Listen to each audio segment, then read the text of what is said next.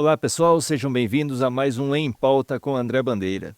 Hoje a gente vai falar sobre um tema extremamente especial e muito importante, que é a questão da maternidade atípica. Antes da gente entrar no nosso assunto de hoje, quero lembrar vocês, deixem aí o seu like, curtam, participem do canal, sigam o nosso canal e compartilhem. Principalmente um tema como o de hoje, onde a gente vai falar sobre um assunto extremamente importante do nosso dia a dia e que precisa ser compartilhado com inúmeras mães, inúmeras famílias que vivenciam essa realidade no dia a dia. E para a gente conversar sobre esse tema hoje, eu recebo aqui hoje não uma, mas duas visitas muito especiais. Quero agradecer aqui a Tássia Lopes por estar participando com a gente. A Tássia, que é a mãe do Miguel, vocês vão saber um pouquinho mais a respeito dele agora. O Miguel, mais conhecido como Mig, né? E vive essa realidade, é um showman hoje, tá a toda nas redes sociais aí, mas a Tássia já vai falar um pouquinho dele daqui a pouquinho. E também a Bruna Ravira, que está vindo aqui conversar com a gente hoje. Muito obrigado, Bruna, que ela é mãe da Ana Liz e também vai contar um pouquinho para a gente a respeito dessa questão. As duas são mães de crianças com síndrome de Down. A Tássia, ela é mãe do Miguel e também mãe da Alice. Tem um casal aí e o Mig, que tem a síndrome de Down. Primeiro de tudo, sejam bem-vindas ao Em Pauta com André Bandeira. É um prazer recebê-las aqui. Muito obrigado por terem encontrado um tempinho para a gente poder bater esse papo. Eu que super agradeço, André. Para mim é uma honra, né, poder falar um pouquinho da maternidade e do que eu vivo, ainda mais aí junto com a Bruna, né, Bruna? Eu agradeço também pelo convite, estou extremamente honrada de estar aqui junto com a Tassi e com você. Uma honra para nós, podem ter certeza, e para todos que estão nos acompanhando, as milhares de pessoas aí que precisam receber esse conteúdo, que vocês não podem só falar, vocês vivem isso no dia a dia. Então isso é muito importante. Então, antes da gente começar o nosso bate-papo, aliás, já começando o nosso bate-papo, né? Tássia, fala um pouco para a gente do MIG. Apresenta o MIG para a gente um pouquinho, como é que é? Bom, o Mig é a luz da nossa vida, né, que veio assim, veio para mudar tudo que eu imaginava, né, e acrescentar cada vez mais na nossa vida. O Miguel, ele tem 11 anos. Eu gosto de falar assim que o Miguel não é, o Miguel, o garotinho que tem síndrome de Down. Não, o Miguel, ele é um garoto que estuda, né, que vai em excursão, que gosta de dançar, que ama ser coroinha na igreja, né, que é o que ele mais gosta, deixar ele vai todo domingo. E além de tudo, ele gosta muito de modelar. Ele é uma criança que a hora que ele tá ali fazendo, ele sabe que aquilo é um trabalho e ele se transforma. Então, assim, o Miguel, ele é um garoto mesmo de 11 anos, né? Com as qualidades dele e com a síndrome de Down. Um garotão maravilhoso, né? Sim. E você, Bruna, fala um pouquinho para a gente da Ana. Ai, a Ana. A Ana é tudo na minha vida. Ela tem 2 anos e 5 meses. Ela veio, eu falo que ela veio para nos transformar, né? Transformar a mim, principalmente, a minha visão, para mostrar que eu não sabia sobre nada, né, da vida. E ela é extremamente especial, ela é super simpática, ela adora dançar também, né? Já está aí no seu segundo desfile. E ela é a Annalise, né? Ela não é um diagnóstico e ela é a Annalise que tem a síndrome de Down. E também vive aprontando nas redes sociais, tá? Sempre tem os vídeos seus ali. Ela é muito espoleta, muito energizada, me deixando de cabelo em pé, literalmente. Ela é muito esperta, ela é muito amorosa e ela me surpreende a cada dia. Ah, muito gostoso isso. Mas assim, vocês duas, e assim, não foi à toa que a gente escolheu vocês duas para a gente poder bater esse papo, porque vocês são duas mulheres super bem resolvidas. Obviamente, todo mundo tem a correria do dia a dia, é trabalho, é correr para lá, para cá, criançada, isso, aquilo, marido e família e tudo mais, e dor de cabeça e tal. Mas assim, vocês são super bem resolvidas, mas obviamente, como a gente estava conversando aqui antes, a gente também não pode romantizar o assunto. A gente precisa falar a real a respeito da questão. Então eu queria começar com vocês perguntando como é que foi para vocês lá atrás, quando vocês receberam a notícia do diagnóstico e como é que como é que foi a reação, como é que foi passado isso para vocês? Acho que as nossas histórias são diferentes, né, Bruna? Eu soube na gestação, né? Então, assim, eu soube quando o Miguel estava para completar de 6 para 7 meses, né? E sim, foi um choque. Eu lembro que quando eu tive, de fato, o diagnóstico do Miguel, que ele teria síndrome de Down, eu chorei por 3 dias, eu não falei com ninguém, né? Porque a gente, eu posso falar por mim, que sou uma pessoa que eu gosto de planejar tudo o que eu vou fazer, né? Então, quando você engravida, você já planeja. Vou ficar de licença, vou voltar a trabalhar, ele vai na escola, e isso tudo não aconteceu, né? Então, assim, e eu acho que, além disso tudo, eu tive um agravante, vamos se dizer, porque eu estava lá para fazer o exame, para saber o que o Miguel teria, e o médico falou que eu poderia abortar o Miguel, né? Então, você imagina, eu estou de um barrigão e aquilo desmoronou. Então, assim, foi difícil, foi difícil. Eu acho que a gente, quando tem o sonho de ser mãe, ninguém se prepara para uma criança vir com uma deficiência. Não passa nem na sua cabeça isso. Ah, eu quero que venha com saúde, é só isso que a gente fala. Mas você não para pensar, mas e se? Mas e se? Você não para.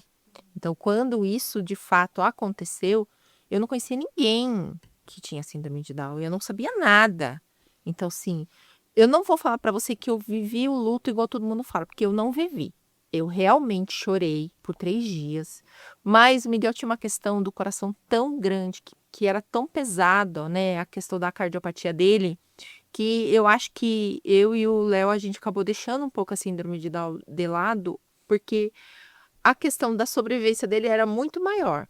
E depois, sim, o peso da síndrome de Down em questão do desenvolvimento dele. Então, assim, foi difícil, né? Hoje o Miguel tá com 11 anos, né? A gente ainda vai enfrentar outras Tem muita coisas. coisa ainda. Mas o início é doloroso, não tem o que fazer. Ah, hoje, tá, se falasse para tirar a síndrome de Down do seu filho, você tiraria? Não. Porque eu não consigo imaginar o Miguel sem síndrome de Down. Mas receber a notícia dói. Dói. Não adianta a gente querer falar, né? Ah, não, não é assim, é um anjinho, é isso, aqui. Não que não seja um menino maravilhoso, né? Mas, como você falou, o impacto ali, O como você impacto é falou, muito grande. ninguém nenhuma mulher tá preparada ali, a família, né? O casal não tá preparado para aquela questão, não se planeja, Não, como a você gente falou, se né? planeja pro quarto, pra arrumar o quarto, pro enxoval. Puxar É pra isso que a gente revelação. se Isso é tudo que a planeja, gente não tem, né? Não Então, teve. e eu quase que eu nem fiz isso, porque eu tava já pra ter ele e minha vida tava de ponta cabeça, né? Porque a gente mora no interior, não tinha suporte pra ele aqui. Então, a gente não se prepara. De fato a gente não se prepara. Por isso que eu acho que é importante muita gente falar, para que quando aconteça, a mãe, pô, eu já ouvi falar, eu sei o que é. Informação é fundamental, né? É tudo.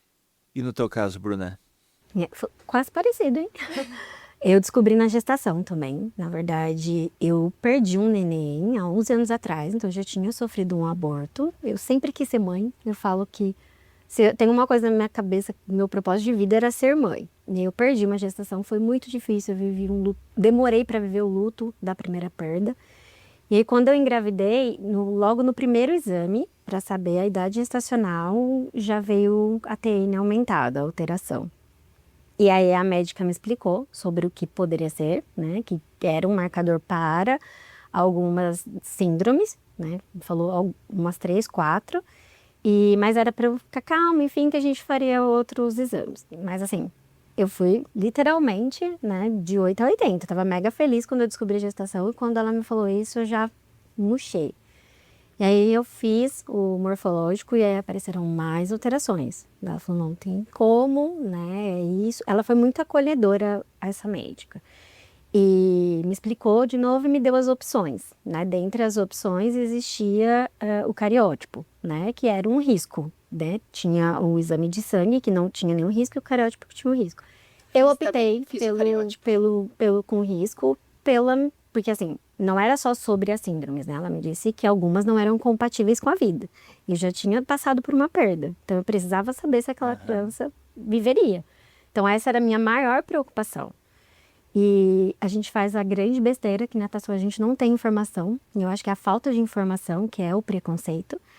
Então eu fui pesquisando sobre todas e eu fiquei pirada, né? Porque até então a gente não tinha certeza de nenhuma. Aí eu fiz o cariótipo, foi muito difícil, eu quase perdi a Annalise, né? Tive bastante contração na hora de colher o exame. Tive sangramento, enfim, foi muito difícil. Dói. E dói. Dói.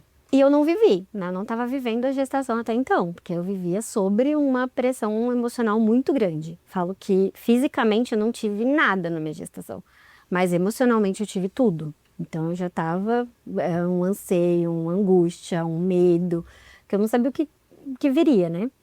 Quando eu recebi, então eu estava com o primeiro mês, primeiro exame, com 6 semanas. Eu fui ter o resultado com 5 meses, né? Com 17 semanas eu colhi, depois com 20 eu tive o resultado. E quando ela me falou que era síndrome de Down, na verdade, naquela semana, eu e meu esposo, parece que meu hiperfoco começou a voltar para a síndrome de Down. Tudo eu via, né? E aí eu falei no dia anterior, eu saberia que o resultado vinha, eu falei pro meu esposo, eu falei assim, acho que eu tô sentindo que é síndrome de Down. Ele falou, eu também. Mas ok. Aí no outro dia a médica me ligou e quando ela me falou, a princípio, meu primeiro sentimento foi alívio, porque ela vai viver. É uma síndrome compatível com a vida, ela vai viver, eu não vou perder, né, como eu passei. Então eu fiquei muito aliviada. Mas ela desligou o telefone e meu mundo desabou, né? Eu chorei, né? Eu fiquei de cama 3 dias, ela me ligou na sexta. Até na segunda-feira eu não comia, eu não queria conversar, eu liguei para minha família e eu acho que cada um lidou de uma forma que também não foi talvez a mais adequada, porque a gente não sabe como lidar nesse momento, né? Eu acabei sendo a rede de apoio da minha rede de apoio e foi muito difícil, eu não queria falar sobre, eu me questionava muito por que comigo, né? E hoje, por que não comigo? Então foi muito difícil os primeiros dias, eu literalmente tive um luto muito difícil. Eu falo que eu, na verdade, vivi o luto desde o primeiro exame, né? Porque um luto de tipo, vai viver, não vai viver, então foi muito a emoção. Por conta da angústia de não saber, né? Exato. E todo tempo aguardando o Aguardando resultado do o exame. Porque é quase um mês para sair o exame. E aí tudo que a gente tinha, né, de tipo, planejar, chá revelação, não teve, né? Foi muito intimista, chá isso e isso, não teve nada, né? Então tudo aquilo que a gente planejou, idealizou, porque eu nunca, seria hipocrisia da minha parte, falar que um dia eu imaginei ter uma criança com uma deficiência.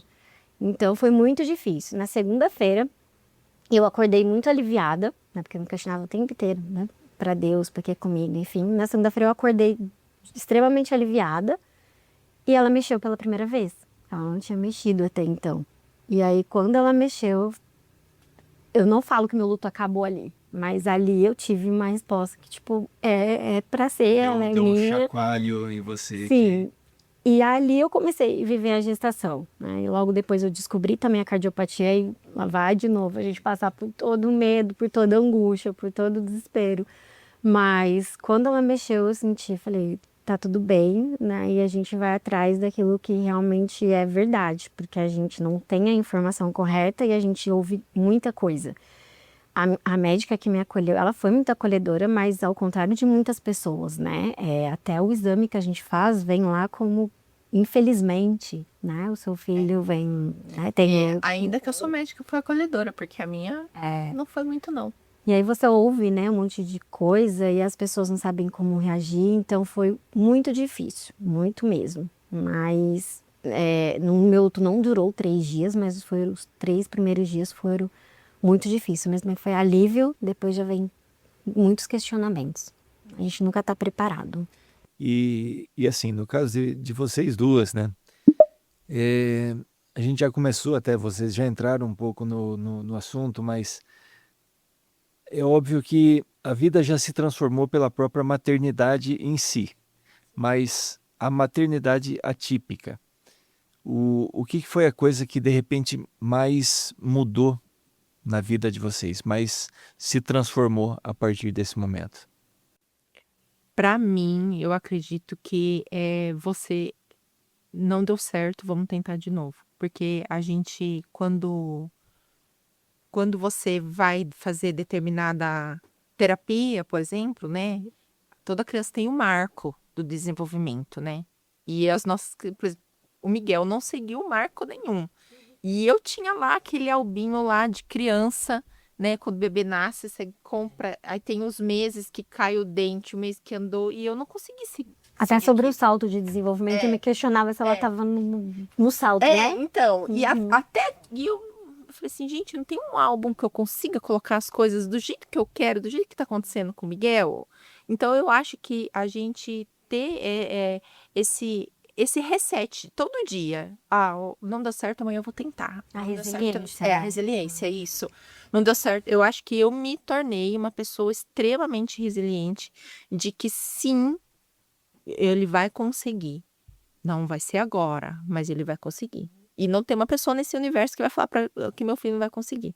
Que ele vai conseguir. Então, eu acho que a resiliência, para mim, ela. Eu acho que eu nem tinha ela na minha vida. E eu adquiri ela. É que você colocou no início do nosso papo que você é uma pessoa extremamente programada, gosta de se organizar em tudo. Isso veio a mudar um pouco desse posicionamento teu, Me desse incom- formato Sim, de porque agir. é igual eu falei pra você, eu tinha o álbum que eu queria seguir os meses que o dente ia cair, quando ele ia andar, e eu não conseguia, e isso me incomodava, porque eu falei assim, meu Deus, como que vai ser? Não tem um planejamento. Então, assim, vamos falar que a maternidade é viver sem um planejamento, não que você não tenha uma organização para você definir, mas não tem como você se planejar, tudo é muito incerto. Eu falo para minhas amigas, eu falo assim, gente, eu tô vivendo uma montanha-russa, né? Porque até 5, 6 anos do Miguel, eu vivi uma montanha-russa, né? O Miguel é extremamente doente, adoecia extremamente fácil, né? Vira e mexe, eu acho que eu tava no hospital toda semana. Então, assim, eu acho que a resiliência realmente é o que mudou a minha vida. E é o que ele trouxe para mim, fora as outras coisas, né? Fora a parte espiritual, que, né, que eu falo, todo mundo tem a sua religião, né? Todo mundo. E nessa hora, gente, não tem jeito, a gente vai se apegar com o que a gente acredita, né? Eu acho que até a minha fé foi transformada com o Miguel, de coisas que eu vivi através do Miguel. Que legal ouvir isso daí. E você, Bruna? Sim, eu acho que a resiliência e sobre o tempo, né? A minha visão sobre o tempo, porque não é o meu tempo. E lidar com isso, principalmente no início, é muito difícil, né? Lidar que nem com as expectativas, os marcos, aquilo, né, que é o correto de seguir. Então, nunca foi sobre o meu tempo, foi sobre o tempo dela. E hoje, inclusive, a gente estava em terapia, ela tem o dia inteiro de terapia e eu até estava, né, refletindo, coloquei algumas coisas até no meu Instagram sobre isso, né, sobre a gente alcança, né, eles alcançam as coisas, mas o tempo que leva para isso é que nos fortalece, na verdade. Não é sobre o chegar lá, mas o tempo que levou para chegar, tudo que a gente passou para chegar em cada coisa que para nós é muito grande, muito significativo e para outras pessoas não, né? Porque elas não conseguem ver o impacto de tudo isso. Então a minha visão sobre o tempo, que não é o meu tempo, é o tempo dela, né? A resiliência de tipo, ok, vamos recomeçar, vamos voltar, vamos tentar. E a visão que eu tenho sobre o mundo, né? Eu falo que a Annalise veio e ela me transformou na parte espiritual também, ela transformou minha família. Ela trouxe coisas, algumas coisas que a gente até fala, né, para não ser, né, capacitista, mas de fato ela me trouxe uma visão extremamente linda sobre a vida, que a gente não dá valor sobre algumas coisas que parecem pequenas, mas perante a maternidade que a gente vive, elas são gigantes. Então, a forma que eu vejo o mundo, ela e as pessoas é totalmente diferente depois da chegada da Annalise. Não é fácil, mas é transformador. E assim, o MIG chegou numa época aqui. A Annalise chegou já em outra, um pouquinho depois. Sim. Cada caso é um caso, como vocês estão falando. Mas assim, no caso de vocês, se vocês pudessem, de alguma forma, tentar resumir isso ou explanar isso, como que vocês colocariam, talvez, os maiores desafios que vocês enfrentaram como mães atípicas e que ainda enfrentam, né? O que enfrentaram e, de repente, se são os mesmos ou outros que ainda enfrentam como mães atípicas, com essa realidade que vocês passaram a viver a partir daí.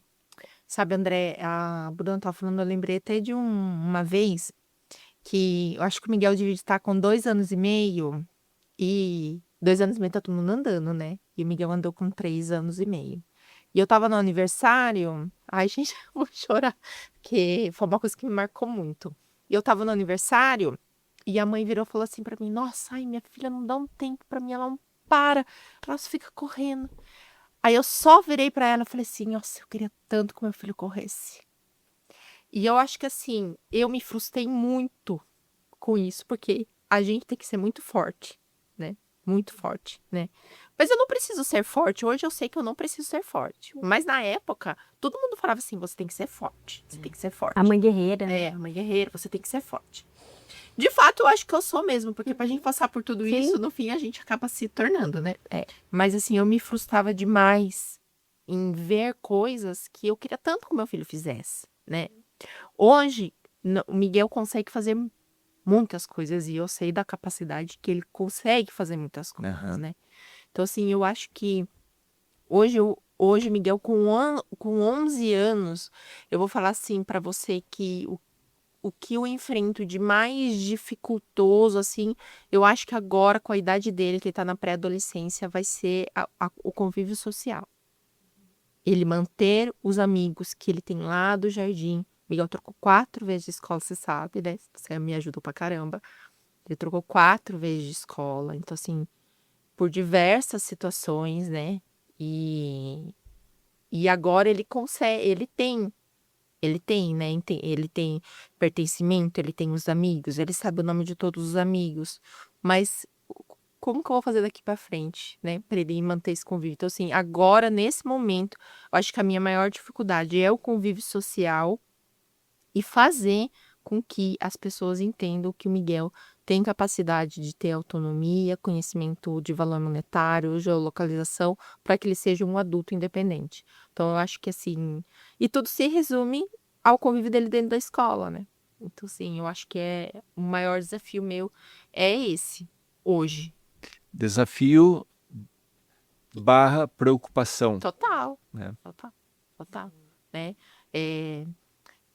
Sábado, teve uma fala inclusive até da pediatra das crianças, que ela falou assim: quando o bebê nasce com síndrome de Down, do 1º ano aos 5 anos, a atenção é extensa em cima da criança.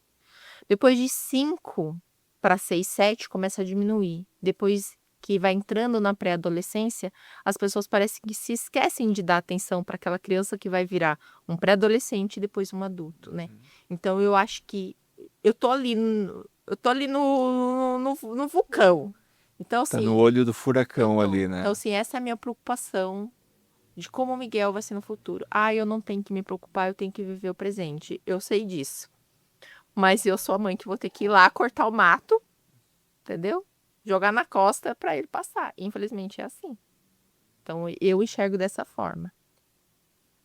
A pausa. Né? Eu acho que falar sobre o social quando eles forem adolescentes, né? E nessa idade, eu acho que é muito difícil mesmo. Né? Minha menina tem 2 anos e meio e eu penso muito sobre isso, né? O Ming, ele tem um convívio social super bom com os amigos dele, né? Mas o que eu vou fazer para manter? Isso, né? Como a vai ser? manutenção, né? Essa é uma preocupação grande. Porque o que a gente ouve muito também é sobre isso. Quando é bebezinho, todo mundo, que lindinho, bonitinho, né? E todo mundo em cima, e belezinha. bebezinho. Exato. Né? E eu acho que é até visto menos, né? A criança veio até um pouco mais da criança do que o diagnóstico. E depois eu acho que o diagnóstico vai pesando, né? Aos olhos de quem não tem Porque as se ele fizer informações. qualquer coisa, ele tem Exato. síndrome de Down. Por isso Exato. que ele fez isso. Exato. E não porque ele é uma criança que faz que pode aprontar qualquer Que pode momento. aprontar, que pode fazer como qualquer Como outra qualquer criança. outra. Não é visto o diagnóstico, né? Eu acho que isso vai, no início não, passa e tudo bem, vem mais a criança mesmo, que eles são, né? Mas depois eu acho que aos olhos das pessoas, principalmente de quem não tem as informações, vem pesando mais o diagnóstico, né? Eu tive, minha menina tem 2 anos e meio, eu tive algumas frustrações, ela passou, né? Eu tive com profissionais de saúde, inclusive, né? Já cheguei a ouvir de uma TO que tinha que agradecer, porque ela foi a única que quis atender a minha filha, né? Então, eu passei por situações que eu não A gente conseguia, tem que tirar a carteirinha dela. Não deve Pois nem é. ser real. era o início, e eu não tive reação, eu não conseguia, né, falar, eu não sabia o que dizer, e hoje ninguém fala mais isso pra mim, né? Hoje eu não permito isso. Mas eu acho que até esse momento, né, por ser uma bebê, os desafios maiores que eu enfrentei, né, até dentro mesmo da minha família, é ou a negação, né, tipo, vamos fingir que não tem nada, que não dá pra gente fingir que não tem nada. Ela não é um diagnóstico, mas ela tem uma deficiência, ela não é a deficiência. Então, a gente fingir que não existe também é o preconceito, também é a negação, né, também é a não aceitação. Então, é sobre os dois extremos, né? Ou a gente finge que nada aconteceu, ou a gente só vê isso. Então, lidar com isso, né? Que eu falo muitas vezes, eu fui à rede de apoio, da minha rede de apoio, né? Lidar com isso é extremamente difícil, né? Esgota, cansativo, mas a gente precisa, eu falo que a gente é a voz deles, né? Eu sou a voz da minha filha, então eu preciso bater na mesma tecla todas as vezes, né? Eu preciso levar a informação. Porque a informação, a falta dela é o que é o preconceito, né? Então eu falo que essa parte é a mais difícil, né? Eu já passei não só no profissional de saúde, mas em parquinhos, né? De olhar de frente, de tirar. Então, hoje mesmo no shopping foi uma situação assim. Então, é muito difícil a gente lidar com essas situações, mas a gente precisa se preparar, a gente acha uma força não sei da onde, né? Deus que manda mesmo, né? Sim. Que cuida da gente, para que a gente passe. E a gente tem as preocupações, né? Tem a preocupação da Tássia, né? Sobre o futuro, sobre o social, sobre oportunidades.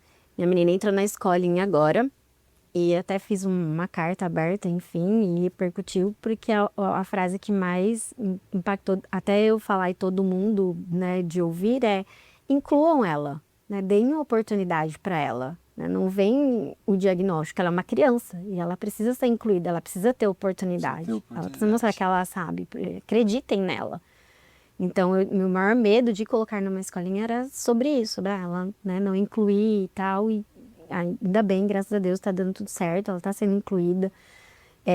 Mas eu acho que essa parte, né, das pessoas não os veem como a síndrome de Down, como um diagnóstico, é a mais difícil.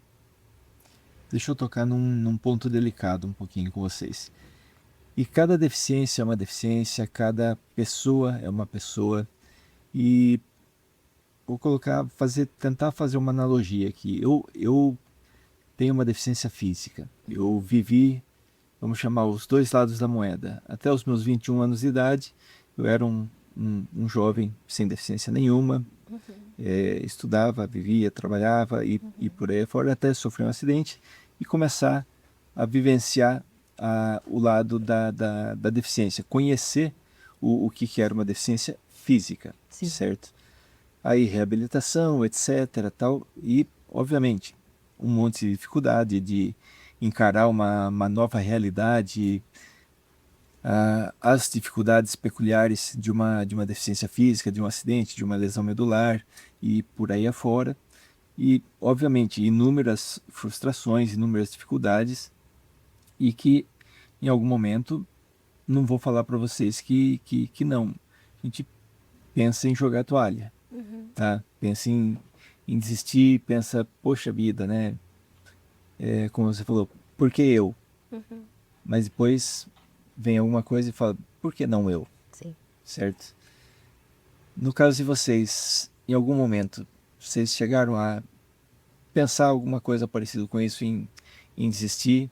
Porque vocês, além de mães atípicas, vocês continuam sendo também filhas, esposas, amigas, tem toda a vida também continua. Vocês pensaram em algum momento em desistir? E se aconteceu isso, vocês falaram muito de fé aqui, né, da questão de Deus, que é fundamental.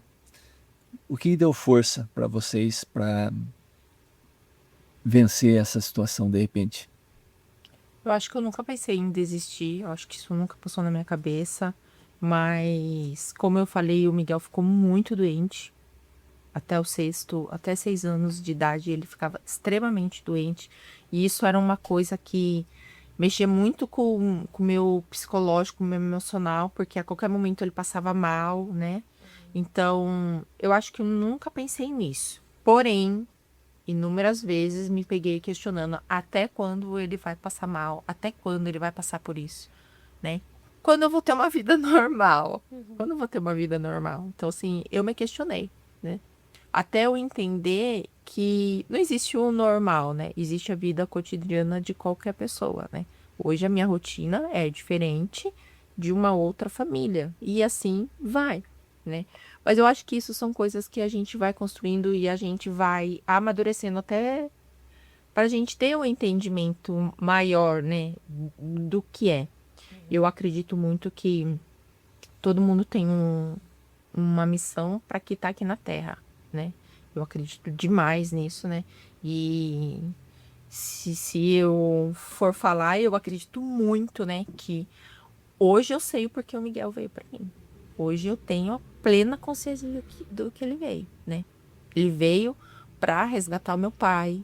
Meu pai, ele tava com quase depressão, porque ele era um jornalista ativo e de repente ele ficou sem nada, né? Então, assim, ele perdeu a fé dele e aí, por mais que ele fosse ativo, lá no fundo, aí o Miguel, ele resgatou isso no meu pai. Então, assim, eu falo assim que o Miguel, ele trouxe a igreja para dentro da minha casa, né? Então, assim, nunca pensei em desistir, mas eu sempre pensei, nossa, gente, não aguento mais vir no hospital. Nossa, eu não aguento mais. O que tá acontecendo, né? Eu lembro que uma amiga minha falou assim, nossa, Tássia, mas de novo? Mas de novo? Eu falei assim, de novo. Até eu entender e falar, Deus, tá bom. É isso? Então vai. Mas, pelo amor de Deus, não solta minha mão, porque eu não aguento mais. Então, assim, eu acho que, pra mim, enquanto mãe, eu jamais pensaria em desistir. Mas também, se alguém pensou, não dá pra julgar, porque a síndrome de Down, ela vem com várias questões de saúde muito difíceis. Que é a parte mais difícil, na parte verdade, mais né? difícil. É a parte mais difícil, Sim. né? E eu conheço crianças que não vieram com nenhuma deficiência, nenhuma alteração, cardiopatia, alteração Nenhuma estômago, comorbidade, nada, nada. E os pais reclamam e eu falo assim, gente, vocês não sabem o que vocês Vocês estão não falando. têm ideia. Vocês não têm ideia. Entendeu? Então, assim, a síndrome de Down, ponto. A síndrome de Down, junto com a comorbidade, que eu não lembrava essa palavra, mas ela é médica lá. Toda a questão metabólica, toda a questão da Então, assim, cardiopatia.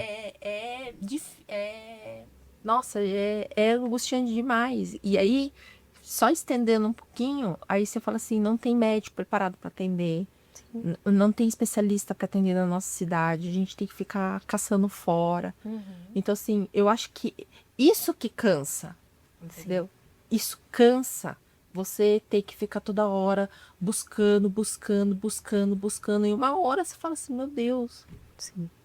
né? Então, para mim é isso. Não tem outra, não tem o que eu falar. Eu acho que eu acho que é você não, às vezes você não tem mais força. Às vezes você tá cansado, às vezes você fala assim, meu Deus, eu só queria dormir, né? Mas você tem tudo aquilo para fazer.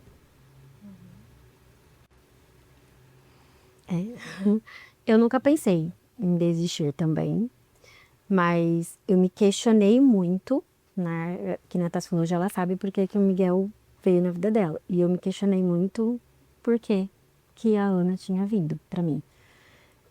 Quando eu tive ela, eu tinha acabado de me mudar no meu apartamento novinho, eu tava terminando ele. Eu saí do meu emprego de CLT para investir na minha clínica, né, de psicóloga. Então eu tava numa fase da minha vida muito boa, profissional, pessoal. Eu queria engravidar, eu queria ter filho. Já tava tentando há um ano, sim, mas Aos quando? planos, aos planos. Claro. Exato. Mas aí quando, né, veio o diagnóstico, veio a cardiopatia, então tudo aquilo foi abortado. Tinha acabado de fazer meu consultório. Então tudo aquilo eu tive que parar, né? Ela nasceu prematura, ela ficou 2 meses na UTI, então eu parei tudo, né? Meu apartamento, eu saí dele sem ele ter terminado, né? Eu morei lá 2 anos e saí sem ter terminado. Eu parei a clínica, né? Os meus atendimentos. Então, eu me questionava muito qual era o propósito, porque era muito difícil, era extremamente difícil. Aí, com 4 meses, ela operou, né, da cardiopatia, ela teve uma complicação na cirurgia, ela ficou mais 40 dias de hospital e foi extremamente difícil. Eu falo que a parte mais difícil foi a parte dela, não foi na UTI, não, mas foi na cirurgia cardíaca. Tudo que a gente passou lá. Eu falo que ali também foi onde nos conectou muito mais, né? Era 24 horas grudada, né? A Annalise, ela usou pouco medicamento, pouca droga, porque eu cantava para ela o tempo inteiro, desde a minha barriga, e eu cantava e ela se acalmava, né? Pelo medo que falavam, né? Sobre o uso, enfim, da medicação. Então, eu nunca pensei em desistir, mas eu sempre, nesse início, eu me questionava qual era o propósito dela na minha vida, já que a minha carreira não estava indo, né? Eu não pude mais seguir.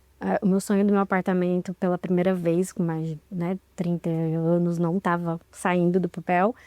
E toda a minha vida parou, né? Toda a minha vida parou para fazer a vida dela e no sentido difícil das comorbidades vindo, né? Não era o diagnóstico, era tudo aquilo. É uma atrás da outra. E depois, né, a procura dos profissionais, né, essa correria de médicos, de especialistas. Então, eu me questionei por muito tempo, né, eu falava, até em terapia, eu falava, eu não consigo entender ainda qual é o propósito, né, qual é o propósito da análise. Eu sei que tem um propósito, eu sei que tem tudo isso, mas eu não consigo visualizar, eu me questiono o tempo inteiro. E teve, né, uma conversa também ali íntima, né, com Deus, enfim, com a minha religião, eu entendi, né? Foi até onde eu falei, por que comigo e de repente não? Por que não comigo? E eu fui entender que não era um propósito, né? Eram várias coisas que ela trouxe. Então, eu nunca pensei em desistir, mas por vezes eu questionava a minha capacidade de continuar, a minha força para continuar, a minha força para seguir, né? Ela veio para mim, eu preciso dar o melhor para ela, né? O senhor acreditou na minha capacidade para isso, então me dê forças para isso, né? Porque eu não tô tendo mais. Capacita.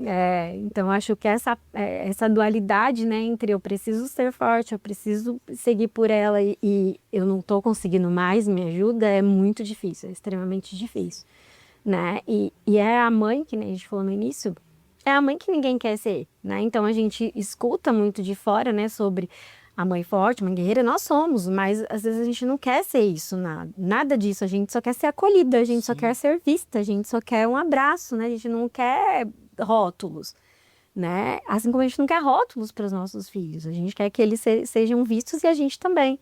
Então, manter isso também de tipo, eu sou forte, eu dou conta, e aí as pessoas vindo falando isso o tempo todo, é muito desgastante. Então, eu não pensei em desistir, mas por vezes eu me questionei até onde eu aguentaria tudo isso, toda essa mudança. E hoje eu sei que minha vida mudou, sim, né? Mas ela mudou, que eu falei, e me trouxe muito mais coisas que precisavam acontecer, né? Não era sobre uma casa, sobre um consultório, né? Mas era sobre o propósito que ela trouxe para mim. Nunca vai ser sobre a gente. Nunca vai ser sobre. Sim. E vocês falaram um pouco sobre preconceito, vocês falaram um pouco sobre Deus, sobre fé. Colocaram a questão aqui da preparação dos médicos, tá? E a gente está conversando com gente aqui dos 4 cantos do nosso país, até fora do país.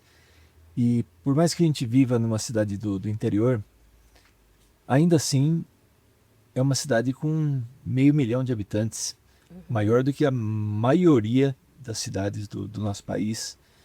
Uma cidade que é uma cidade pujante, é uma cidade comparada com a grande maioria, é uma cidade rica, uma das cidades mais ricas do nosso estado, por consequência, uma das cidades mais ricas do nosso país. E ainda assim a gente encontra essa realidade que vocês colocaram aqui, da gente não ter médicos preparados, questão com escolas. A gente tem inúmeras escolas particulares, uma rede de escolas públicas, municipais e estaduais grande, e ainda assim a gente enfrenta muita dificuldade Sim. também com isso. O que vocês colocariam que assim, vocês já enfrentaram, se já enfrentaram a questão do preconceito, tá? E o que vocês gostariam que as pessoas pudessem entender mais, não só a respeito da síndrome de Down, né? Mas a respeito da realidade que vocês vivem, que seus filhos vivem no dia a dia. André, eu tava até falando outro dia para uma amiga minha que eu não fico procurando preconceito. Se eu chego num lugar, eu não fico olhando para ver quem tá olhando pro meu filho. Então, eu nunca fiz isso. Nunca fiz isso. Eu acho que essa questão é muito bem resolvida dentro de mim com o Léo, sabe? E a gente vai. E começa a conversar e vai colocando o Miguel. Eu nunca me preocupei, mas assim, teve um dia, um lugar com uma pessoa específica que aquilo foi assim muito dolorido. Miguel foi convidado para uma festa de aniversário. Aniversariante convidou ele. Ele foi para essa festa. Ele só conhecia ela. Chegou nessa festa, o Miguel ficou parecendo um bobo, porque ela ficava fugindo dele. Na cabeça do Miguel, ela estava brincando. E o Miguel ficava para lá e para cá. Até eu perceber que quando eu percebi, o grupo já estava xingando ele. Sai daqui, seu retardado.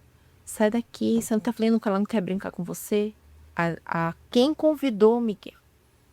E aí eles estavam brincando num futebol de sabão. E o Miguel estava brincando. E o futebol escorrega. Escorregou, bateu a perna. A menina falou pra ele: tira esse bicho nojento daqui. Meu Deus. 9 anos. 9 anos. André, juro, eu entrei naquela piscina. Eu catei o Miguel no colo. Ele e a Alice. Eu enfiei meus 2 filhos em sopa dentro do carro. E eu fui embora. Eu acho que eu nunca senti a dor maior da minha vida que o meu filho ser xingado por aquele que eu achei que gostava dele, né? E que no fim tudo estava sendo o espetáculo do lugar.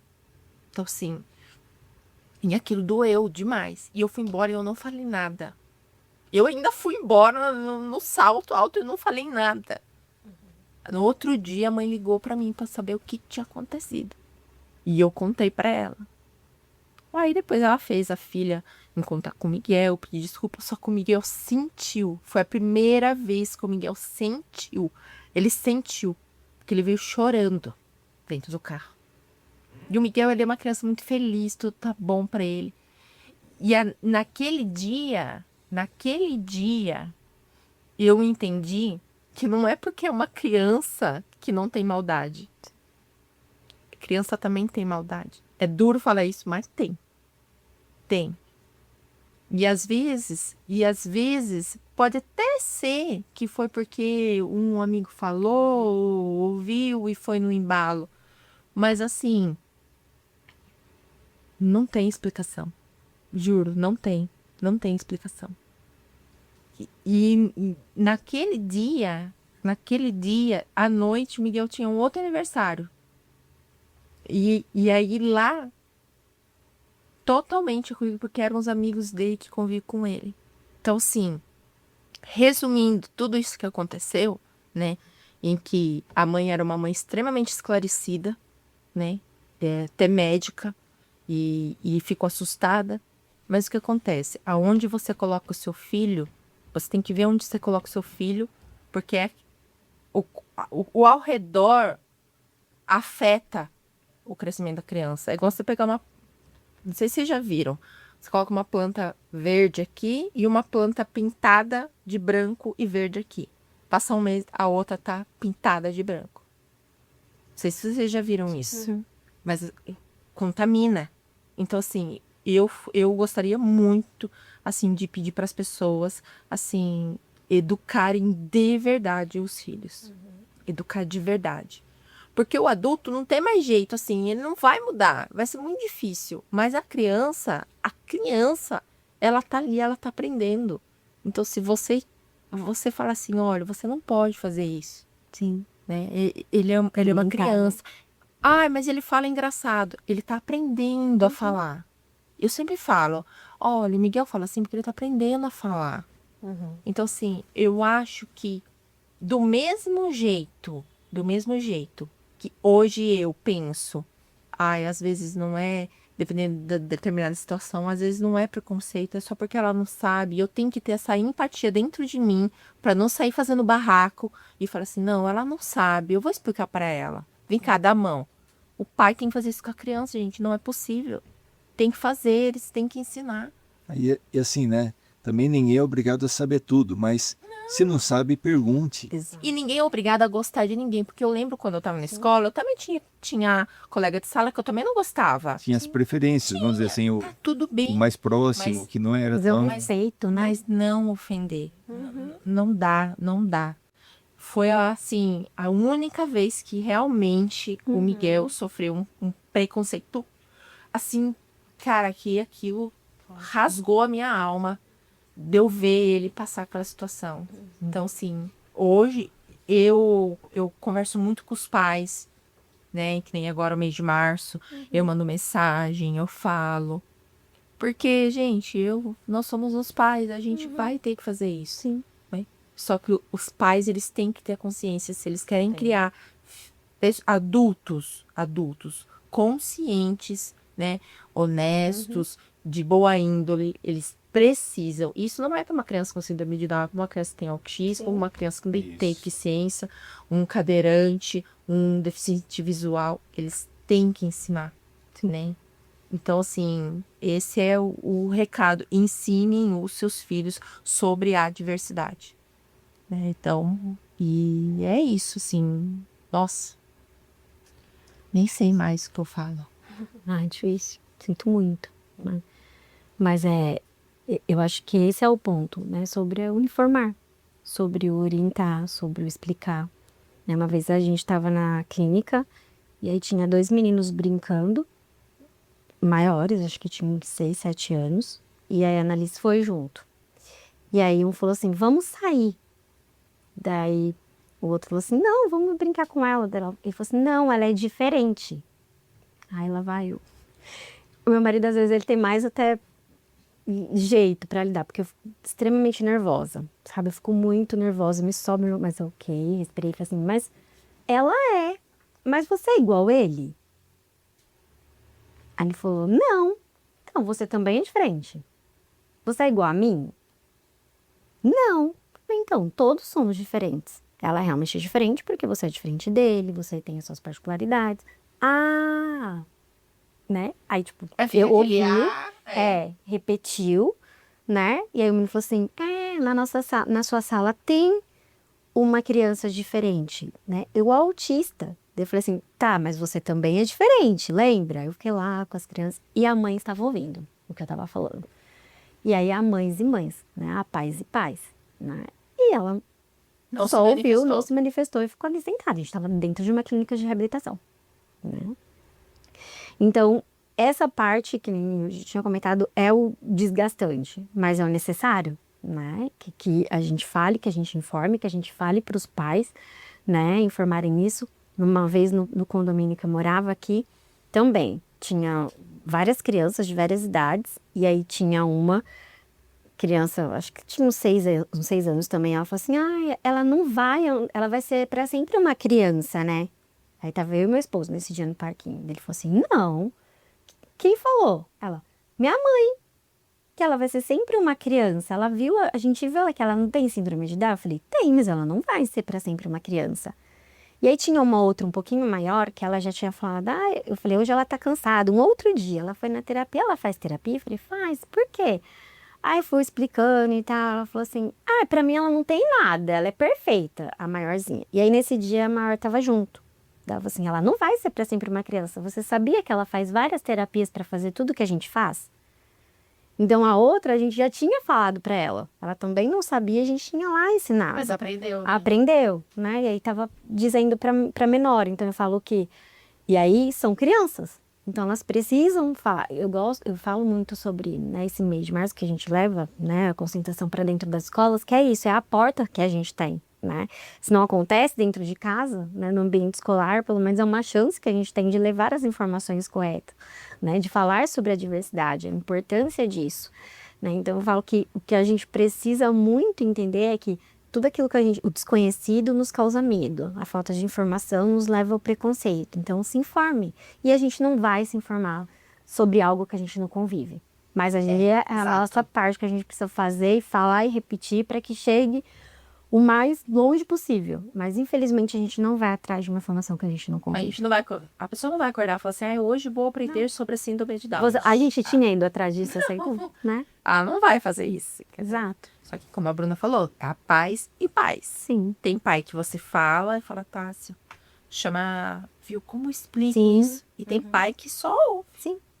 Talvez, aproveitando esse espaço que a gente está conversando sobre isso, eu acho que nada melhor do que a gente colocar essa questão. A gente tem um projeto que eu tenho aqui tramitando dentro da Câmara Municipal, mas na verdade a gente quer aprovar isso no município, mas na verdade isso tem que, na minha opinião, a gente tem que levar isso para outras esferas, tem que levar para a esfera estadual, tem que levar para nacional, para todo mundo, não só para aprovar e colocar em prática para o município aqui de Piracicaba. A gente tem que ter isso como uma realidade geral.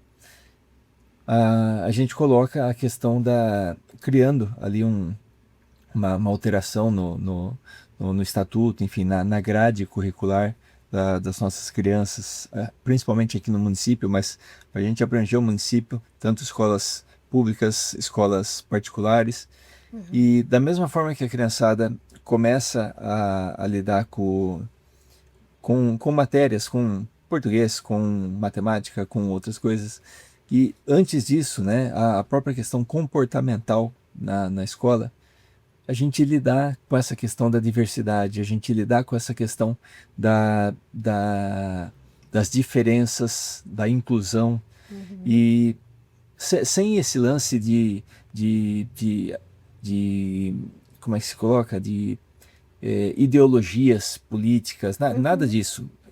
Não tem esquerda, não tem direita, é o ser humano, é o respeito pela criança, porque a gente entende que a gente trabalhando isso com a criançada, é muito mais fácil dessa criançada assimilar esse conteúdo, replicar esse conteúdo, levar isso para casa e a gente conseguir transformar a nossa sociedade numa sociedade melhor.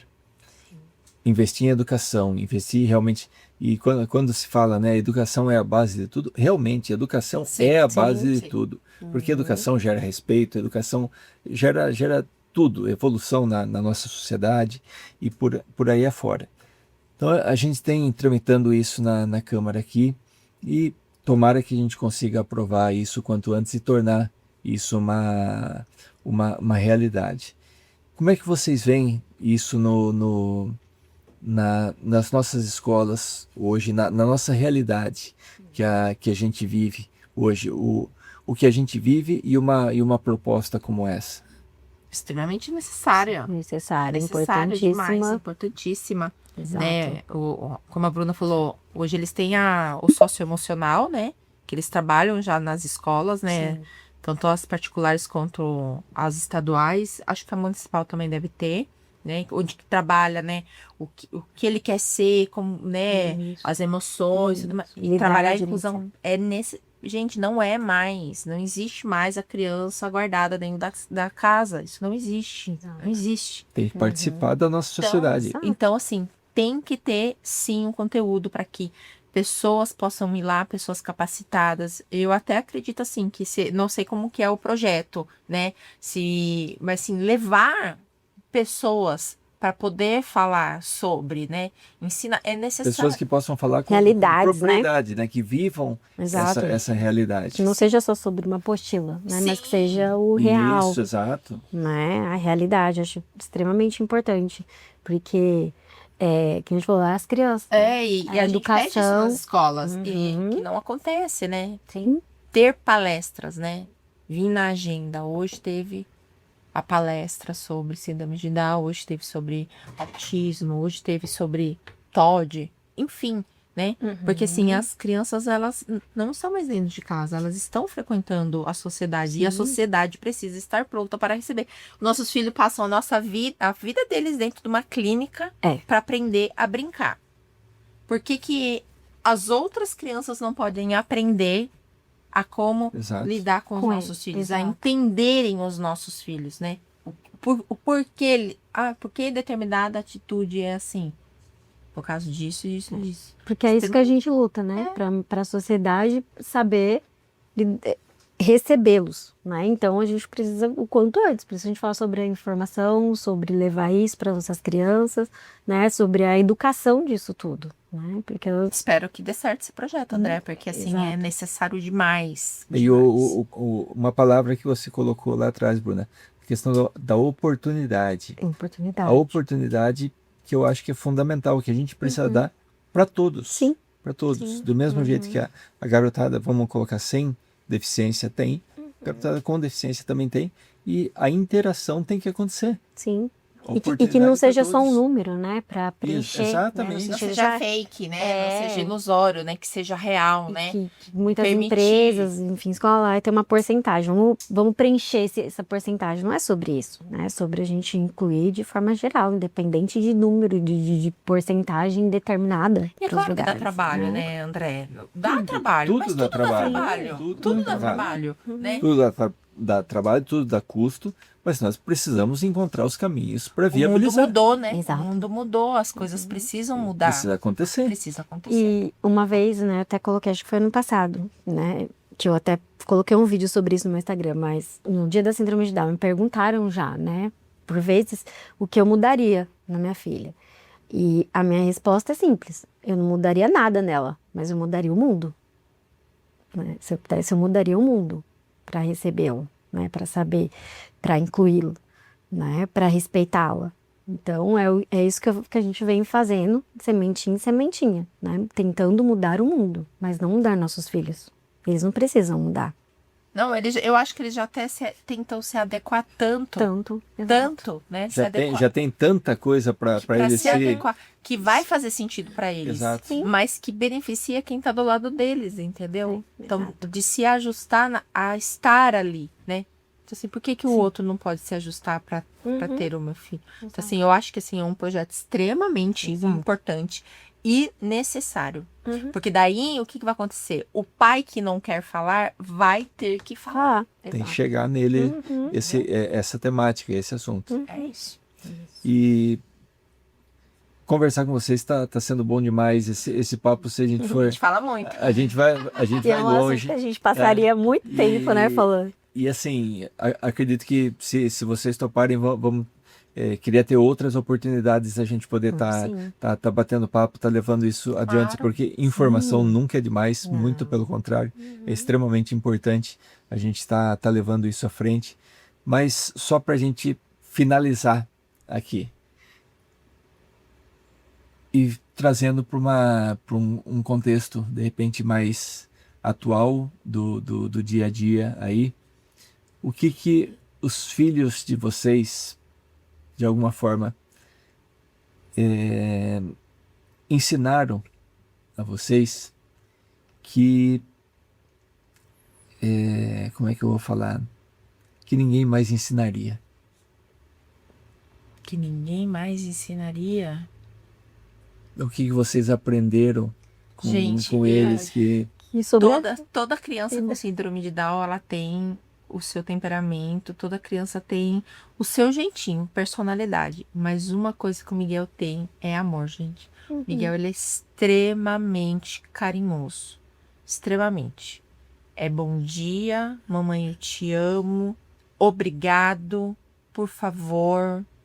Ele pede benção e a Alice vai junto. Então, assim, pra mim, assim, é isso. O Miguel, ele me ensina que todo dia é um dia, mais um dia para você amar. Amar quem tá do seu lado, respeitar quem tá do seu lado, ser carinhoso. O mundo tá caindo. Mamãe, te amo. É um carinho. Lembrando que esse é o perfil do Miguel. Tem crianças que não são assim, mas o Miguel, ele é assim. Então, assim, ele me mostra todo dia que a gente tem mais um dia para ser feliz, mais um dia para amar quem a gente quer estar perto. É isso aí. Eu acho que o maior ensinamento, né, nesses 2 anos e meio que a Annalise me trouxe é a vontade de viver, né? Ela mostra todos os dias pra mim, né, daquele tamanhozinho da vontade de viver dela, né? Desde que ela nasceu, por tudo que ela passou, tudo que ela faz, né, diariamente, de terapia, de tudo. Então, a força dela de viver é impossível eu não ter vontade de viver também.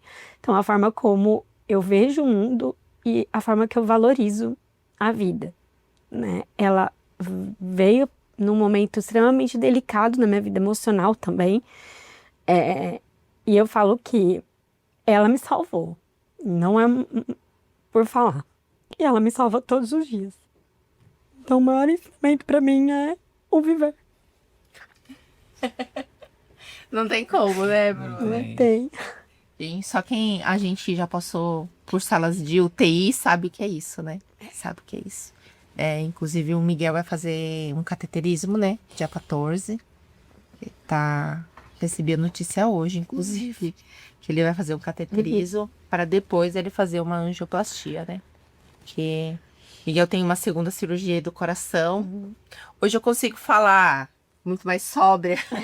Antes eu não conseguiria falar desse jeito, né? Mas, assim, Miguel vai fazer tem uma segunda cirurgia do coração para fazer, né? Mas, graças a Deus, os médicos, eles estão tentando de tudo para que ele não tenha que fazer a torácica, né? Que fala, né? Então, eu acho que é isso mesmo, Bruna. Acho que a gente que passa por esses desafios, né? Sim. É aquilo que a gente falou, a saúde que acompanha a síndrome de Down, ela pesa. Sim. Né? Mas ela nos resgata também, Sim. né? Eu falo que ela não é quem eu esperava, mas ela é quem eu precisava. Com certeza. É isso aí. Pessoal, nós vamos encerrando aqui então mais um Em Pauta com o André Bandeira, com esse papo extremamente importante que tivemos hoje aqui sobre a maternidade atípica. Nós vamos deixar aqui na descrição desse vídeo os contatos da Tássia, da Bruna, as redes sociais, para vocês acompanharem um pouquinho lá do dia a dia, do Mig, da Annalise. Vocês vão ver o que os dois aprontam ali no dia a dia, muito bacana. Se motivar.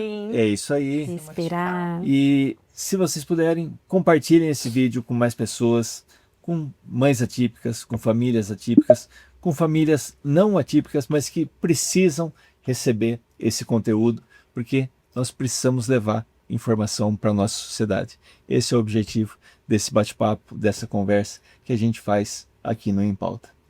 Bruna, obrigado. Tássia, obrigado de coração. Foi um prazer por estar com vocês estarem aqui trazendo Imagina, essa super informação feliz. para todo mundo que está nos acompanhando. Obrigado mesmo. Eu que agradeço, né? Foi super maravilhoso, Foi. né? A gente ficaria a noite inteira. A noite inteira, né? Foi maravilhoso. Eu acho que é legal a gente também falar, né, pras mães, assim, um recadinho simples, que síndrome de Down não é um fardo, não é uma cruz, né? Na verdade, é um resgate de uma Sim. pessoa, né? É um saber que todo dia dá pra ser feliz, independente de... Você é a prova viva, né? Que todo dia dá pra gente ser feliz, né? A gente escolhe as batalhas, né? Sim. Então a gente tem que ser feliz. Sim. É isso aí.